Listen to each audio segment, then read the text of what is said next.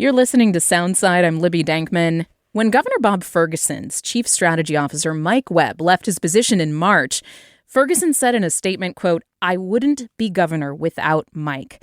Webb resigned after allegations surfaced of a hostile work environment. Ferguson told the Washington State Standard that he takes allegations against a team member seriously and, quote, "no matter how close that person is to me." Now, new reporting by Axios reveals that the governor may have known about some concerns about his longtime aide years before Webb resigned. Axios Seattle reporter Melissa Santos broke this story, and she joins me now. Melissa, it's always good to have you on the show. Thanks for being here. Thank you for inviting me again. So let's start with the basics here. Who is Mike Webb, and what is his importance, or has his importance been in Ferguson's orbit over the years? So it's important to go back even to 2012 when Bob Ferguson was running for attorney general. Mike Webb was one of his top campaign guys. He was then a point person for the transition team as Ferguson took on the attorney general's office role. And then he became the chief of staff at some point later on for Ferguson as attorney general. In the governor's office, he sort of held that role and shared that with another person. This chief strategy officer role is really sort of the top advisor, running things spot in the governor's office next to the other person was chief operations officers. They kind of split the chief of staff job. But that's a pretty important role in politics. They handle a lot of the internal operations of the office, carry out the, top person's agenda, basically. And this is somebody who had been with Ferguson for more than a decade. That's correct, because they were working on the campaign all the way back, and then again involved in the campaign when he was running for governor, as he said in his quote there. So Mike Webb stepping down in March, really soon into the governor's first term. It's a big deal. What do we know about why he resigned? Well, it was preceded by two other resignations, and the most prominent of which was Joyce Bruce, who was Ferguson's legislative director. And it's really unusual for a legislative director to step down during, the middle of a legislative session and a governor's first term. So that got some notice. And then it sort of came out, and the Seattle Times reported on this, I think, quite accurately, that there were internal sort of complaints that Mike Webb had created a hostile work environment, particularly for women in the office, and that were fairly high-ranking. And while Joyce Bruce hasn't really spoken out about her experience, others have said to us that this was part of why she left. And also, we know that two of the senior women in Ferguson's administration, after Joyce Bruce left, met with the governor to discuss Mike Webb concerns about him and his workplace conduct. And the governor's confirmed that meeting happened with those women. And also, we had legislators, two of them, saying that they'd heard about these concerns and about specifically how he treated women, especially. One of them was pretty vocal about that. And they said they raised those concerns to the governor's top staff, if not the governor himself. So when Mike Webb resigned, obviously reporters are trying to find out, was there any sign before this that there could have been issues in the office? What did the governor's office say about that? Did they say they had any inkling about problems? They didn't indicate they had any inkling, and they did tell the Seattle Times there had been no formal or informal human resources complaints about Mike Webb. I, as a reader, sort of interpreted informal to cover a wide variety of things, like perhaps a meeting of, employees with the governor to discuss concerns about the person. But the governor's office, it turns out, does not consider that to count as an informal human resource complaint. So the governor is saying, and the governor's office is saying, we didn't have any inkling that there was at least, again, you said formal or informal HR complaints. You continue to report on this, Melissa, and you find that there is at least one documented instance of issues with Webb being raised. And this is related to a 2019 audit of a nonprofit. It's called the Washington Coalition of Crime Victim Advocates. What did you find out about this audit and what it raised about Mike Webb? In this audit, the auditors encountered reports that Mike Webb had had a sexual encounter with an employee of the nonprofit. During the fraud investigation, which the FBI was involved with later. And the fraud is totally unrelated to Webb. Yeah, it's say. not. Yeah, this is not. The audit was not targeting Webb at all. This just came up in the process. Incidentally. Yeah. Yes.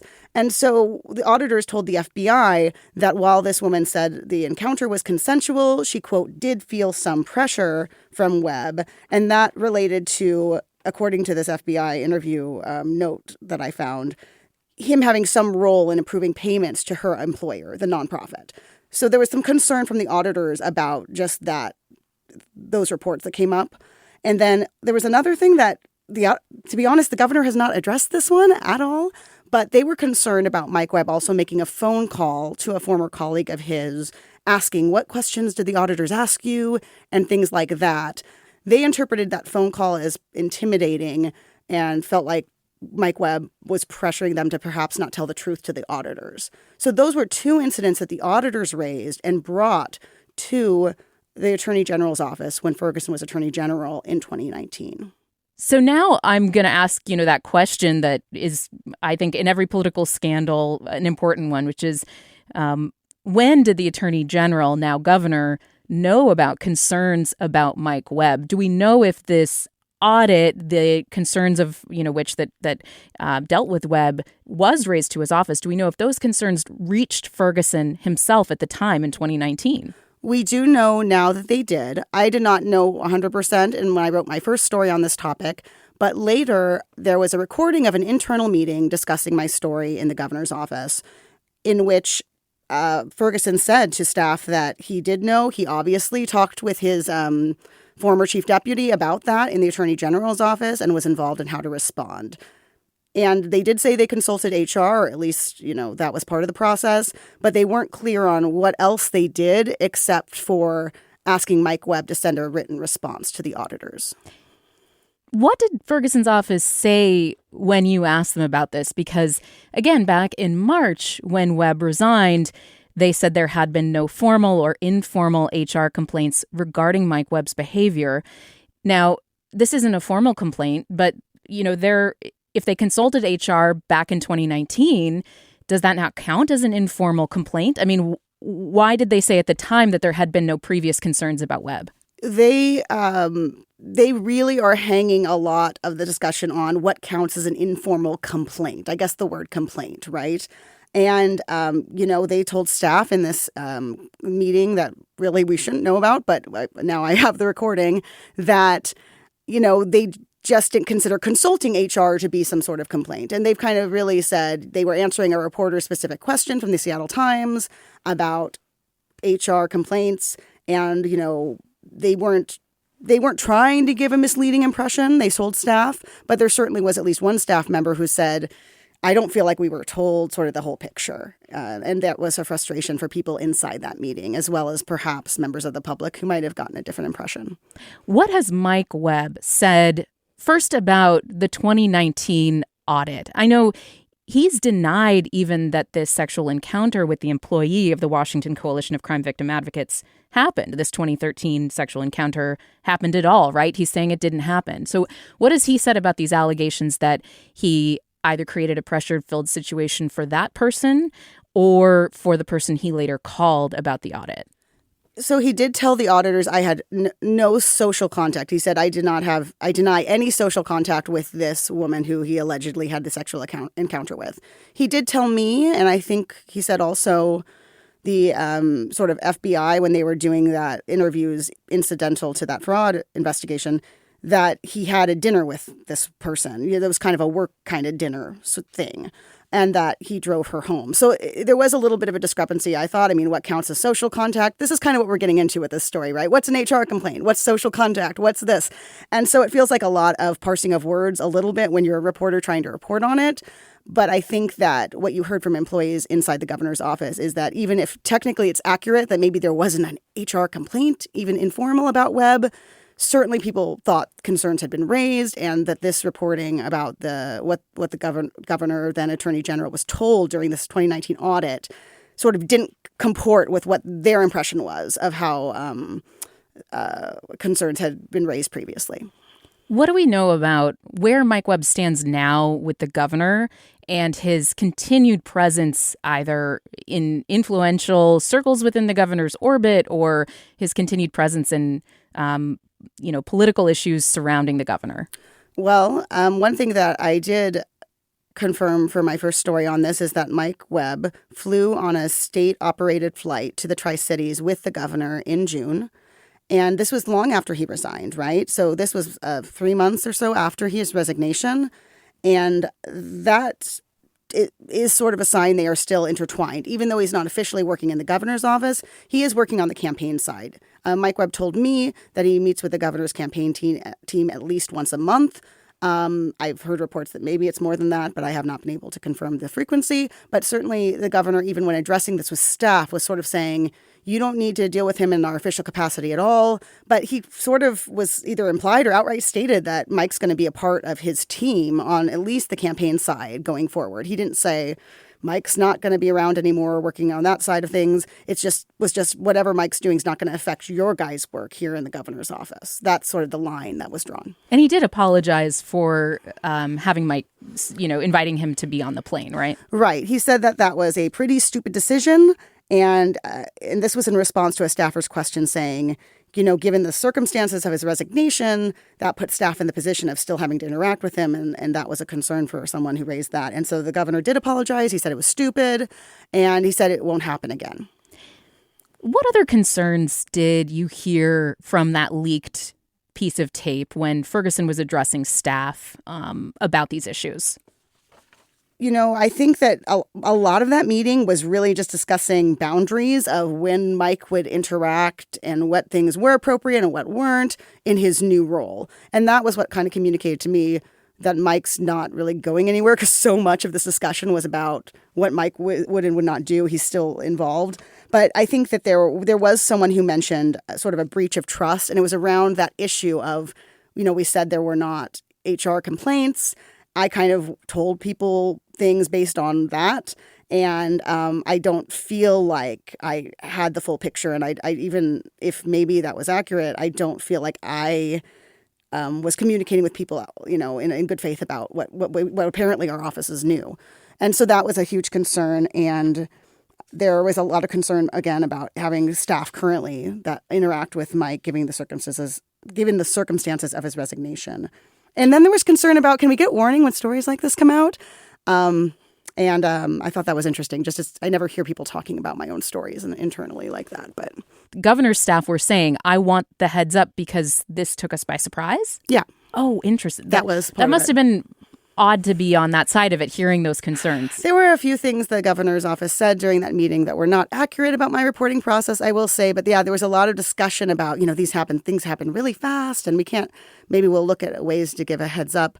I do not know if staff then got a heads up about the next two stories that I and another reporter wrote about this topic. Can I ask about something I was really struck by when Jim Brunner wrote about this flight and this call, and that is that Mike Webb's attorney, had sent a letter to the Seattle Times warning, quote, "We will be closely watching any coverage in the coming days and weeks to ensure that no further defamatory statements regarding Mr. Webb go unchecked." Now, that letter itself implies that there has been some kind of defamation by journalists covering this story. What has been your experience reporting on the Mike Webb story so far? Have you also gotten pressure about how you're covering it from his attorney? We have gotten some pushback from Mike Webb's team. We are very confident in our reporting, and we have shown the documents to show where we got our reporting from. And I think everyone in the public can see that.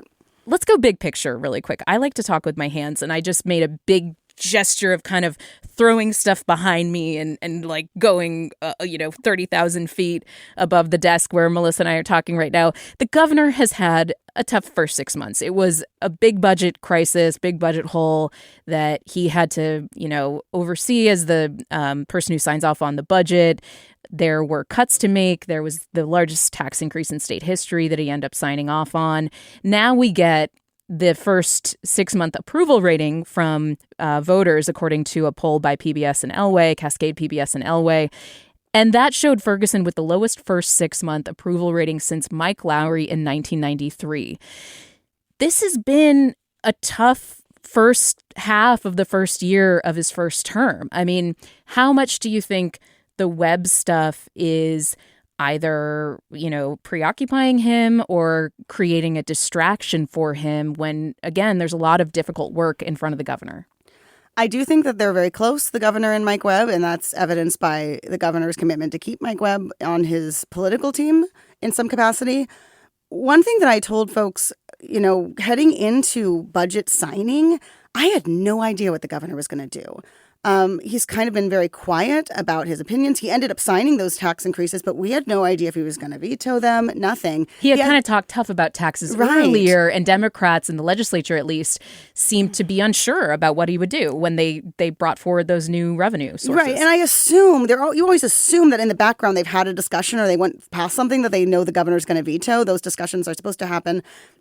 But also, usually we have some signals as the press, and the governor maybe talks to the press and the people a little bit more than the governor did this year. So I think that part of it is maybe the public not knowing where Ferguson stood on some of these things. He was talking really tough on taxes, but then we weren't really sort of sure where his agenda exactly was, except we do need to make some cuts. It's, that's going to have to happen. And then I don't want to tax rich people. So there might have been a lot of his Democratic base that was kind of like, wait a second. This is our Trump-fighting attorney general who has got this travel ban passed, who's in Time magazine and, a few years ago. And I'm not sure this is what I expected, right? And so there might have been some of that, certainly from some voters if they'd been paying attention. But there also may just have been, I don't know what this guy's doing. He didn't really take ownership of certain legislation as much as some governors do, and that might come later in a later term. But, it is very possible that the turmoil in his office contributed to some of maybe him not getting a message out there about what he was about as much as maybe some governors do, or even that he might do in the future. Also, if a lot of your staff is resigning in the middle of the session, certainly the legislative director resigned, and then another person who is working on legislative issues had resigned. That could throw a wrench on things. And then Mike Webb resigning definitely can disrupt the operations over there. Well, one obstacle to getting the message out is if you don't do interviews. And, we have invited the governor on many times, hoping to be able to chat with him. He did send us a voice memo on, a very specific question recently. But when it comes to just chatting and having an interview, which, is something that we were able to do when he was Attorney General on a semi-regular basis. We haven't been able to have that access. And we're not alone here at KUOW. Just last week, Washington State Standard announced a new weekly column that's called Where is the Governor? And the Standard says that they are starting this because Governor Ferguson has, quote, abandoned the practice of sending out advisories, letting the press know where he will be and when. The rare calendar updates that do go out to the press are typically incomplete and sometimes arrive after the fact. So in other words, he's not letting the press know ahead of time what the agenda is on a daily basis, which is unusual for a governor. You also were not able to speak directly to the governor for your reporting on this story, Melissa, which is, was a big scoop on this issue. What happened? I asked to be put on the phone with the governor at least 3 times. If I went back through all my email exchanges, it might have been more, likely was more. And I just got no response to those requests. And I did feel like when I was first reporting on this, my question was, did Bob Ferguson know about this? His chief deputy knew, according to the documents I have, which would imply to me they probably discussed it because that's how things often work. But I couldn't really tell. And I could not get him on the phone for my first story. I did have someone tell me on background and off the record that as an anonymous source that, he had been briefed, but I could not prove that until I heard this meeting recording that was leaked later. And so if I get not wanting to talk about controversial stories, but also sometimes I do think this leads to more confusion. I think there's some topics when it's, what did you do about your chief of staff when you heard this? I thought I really should be able to talk to the governor about this when I'd done all this reporting, and I thought he needed to address it, not a spokesperson. And so far, he is less willing to do that than I might expect. And I do think he is very involved in his media response, but he stays behind the scenes with it. And I don't know if that's getting information out in the most efficient way for his team or the most accurate way for reporters to be able to know what's going on and get their questions answered. But that is how they're operating right now. I've just been seeing this trend over the years. And most of the time, I've seen it on the right, where it's been more difficult to get Republican officials at various levels, members of Congress down to the local level on the phone for us here in public radio world, at least, and, what's known as mainstream media. Because on the right, at least, there are other methods of getting your message out. There are more friendly maybe audiences to talk to. There are, a fragmented media landscape where you can talk to a YouTuber or you can talk to a podcaster that is more closely aligned with your politics. And so you don't have to get your message out through the mainstream. But I think it's more unusual for Democrats and people on the left to start avoiding the media, although we have encountered it. I mean, just last week we were hoping to get the new appointed member of the city council, former council president Deb Juarez, on for an interview. And she, for the foreseeable future, just said she's not doing any interviews, which really surprised me as somebody who is a new member of the city council. And we're hoping that, she'll reconsider that and come on with us in the future. What do you think about access these days? Like, do you see changes in the ways that politicians are dealing with you as a reporter?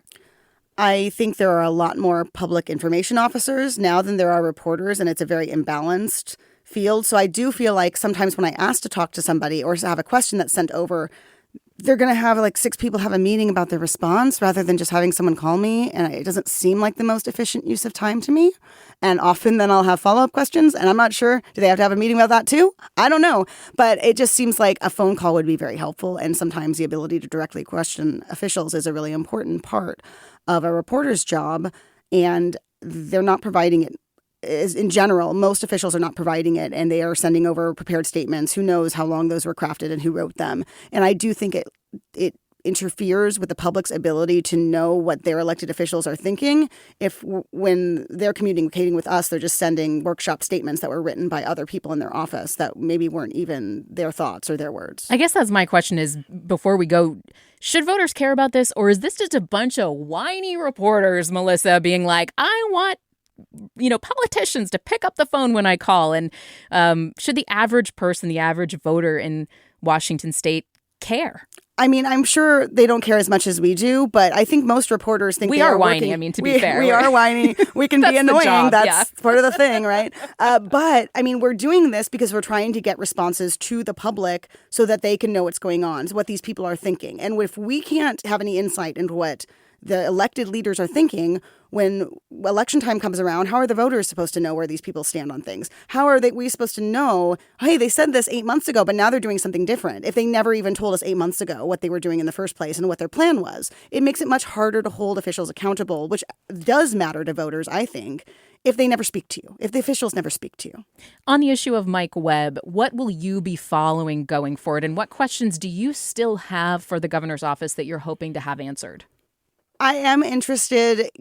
It appears to me from what the governor gave me as a response, or the governor's office gave me, that they didn't really do anything more with Mike Webb based on the concerns that were relayed by the auditor's office in 2019, then discuss with HR, have him write a memo. Maybe there was more and they just feel like they can't discuss it because it's some sort of internal HR thing. More response, you mean? Yeah, I guess I'm still a little unclear. I asked many times what the governor's office has done or what the attorney general's office under Ferguson did in response to these concerns raised by the auditor. All I have heard in response is that officials consulted an HR director, and then they asked Mike Webb to write a memo of response to the auditors to put in their file.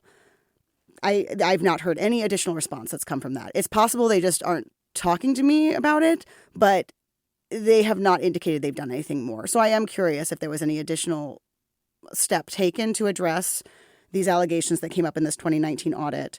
And, one thing that I thought was interesting is that in this internal meeting that was just a week and a half ago or something, the governor's current chief of staff told all of the governor's staff, when these concerns about Mike Webb were relayed to us by the auditor's office, the auditor's office was really clear that they did not have concerns about these allegations. They just sort of wanted us to know and give Mike Webb an opportunity to make an official response for the public record.